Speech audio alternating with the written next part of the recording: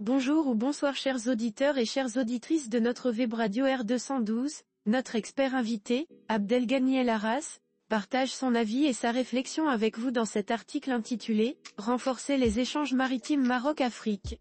Le voici en podcast, spécialement pour vous. Abdelghany El Arras ouvre son article en soulignant une étape clé dans les relations commerciales entre le Maroc et l'Afrique de l'Ouest ainsi. Le 11 décembre 2024 marque une étape clé dans les relations commerciales entre le Maroc et l'Afrique de l'Ouest avec l'annonce de la création d'une ligne maritime reliant Agadir à Dakar. Lancée par la société britannique Atlas Marine, cette initiative reflète une vision stratégique visant à renforcer les échanges commerciaux, à améliorer la logistique régionale et à réduire la dépendance au transport routier.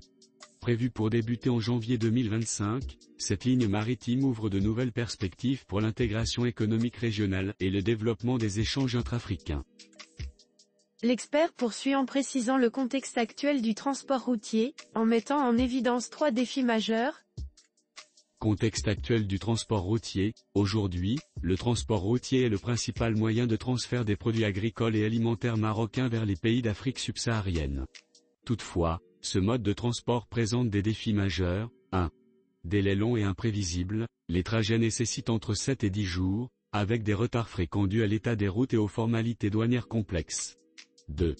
Détérioration des marchandises, les denrées périssables, fruits, légumes, produits laitiers, subissent des pertes de qualité en raison d'une mauvaise gestion de la chaîne du froid. 3.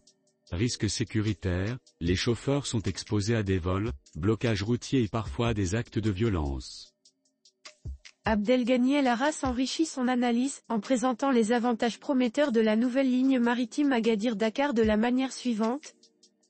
Les avantages de la nouvelle ligne maritime. 1. Amélioration logistique, réduction du temps de transport de 7 à 10 jours par voie terrestre à seulement 2,5 jours en mer. Meilleure conservation des produits, grâce à une gestion optimisée de la chaîne du froid.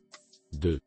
Couverture régionale élargie, bien que Dakar soit la destination principale, cette ligne vise également à desservir des pays comme le Burkina Faso, la Gambie, le Mali et le Tchad.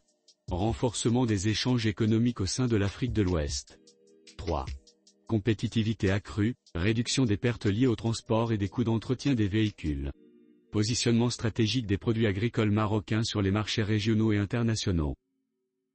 Il approfondit sa réflexion en abordant les impacts attendus de cette initiative et s'intéresse ensuite à la vision stratégique qui sous-tend ce projet, ainsi. Impact attendu. 1. Renforcement de la connectivité commerciale, développement des échanges entre le Maroc et l'Afrique subsaharienne, consolidant ainsi les partenariats sud-sud. 2. Opportunités économiques, création de nouvelles opportunités pour les entreprises marocaines et africaines. 3. Optimisation logistique, réduction des contraintes liées au transport routier, notamment les délais, la détérioration des produits et les risques sécuritaires. 4.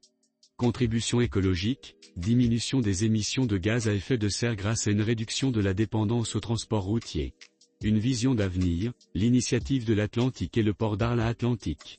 Cette nouvelle ligne maritime Agadir-Dakar s'inscrit dans une stratégie globale portée par Sa Majesté le roi Mohamed VI à travers l'initiative de l'Atlantique.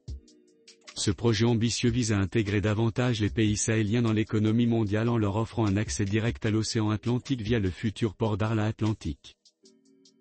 En conclusion, l'auteur explique le rôle du port d'Arla Atlantique en ces termes. Le port d'Arla Atlantique jouera un rôle clé en permettant le développement des exportations africaines. Les pays sahéliens pourront accéder plus facilement au marché des continents américains et asiatiques, ainsi qu'au reste du monde. L'intégration des économies enclavées, en connectant les pays sahéliens au réseau maritime international, cette initiative favorisera leur développement économique et leur intégration commerciale. Le renforcement du rôle du Maroc comme hub africain, grâce à cette infrastructure, le Maroc se positionnera comme une passerelle stratégique reliant l'Afrique subsaharienne aux marchés mondiaux. La ligne maritime Agadir-Dakar, combinée à l'initiative de l'Atlantique et au port d'Arla Atlantique, illustre une volonté claire de transformer les échanges commerciaux et logistiques en Afrique. Ces projets renforcent non seulement les relations sud-sud, mais offrent également des opportunités inédites pour l'intégration régionale et mondiale. Le Maroc affirme ainsi son rôle de leader dans le développement économique intra-africain et dans la promotion d'un avenir prospère pour l'ensemble du continent. Rédigé par Abdelghany El Arras. Chers auditeurs de la web radio R212, Merci d'avoir été à l'écoute de ce podcast, et de partager avec nous ce moment d'échange et de découverte. Votre présence et votre fidélité sont notre plus belle récompense. On se dit à très bientôt, si vous le voulez bien. Avec toute notre gratitude, l'équipe de R212.